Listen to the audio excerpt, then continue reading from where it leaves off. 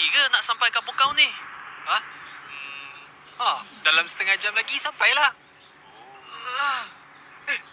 Depan tu ada kawasan rehat tak? Aku nak ke tandas. Ada. Nasib baik kau.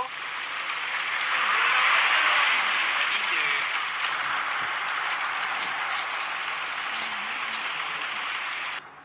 Wah, banyaknya kereta. Ish, Jam dah pula. ya. Kereta Malangan. Alamak, kenapa pula ni? Ni mesti ada kemalangan. Ikut tepi aje lah. Aku dah tak tahan ni. Mana boleh?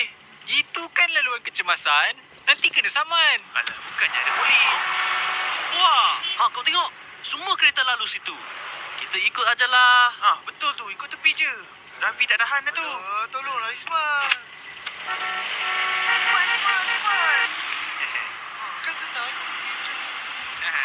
Baru betul. Polis!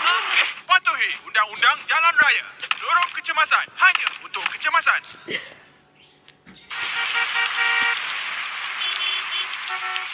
Ni semua korang punya pasal. Siapa yang nak bayar ni? Siapa?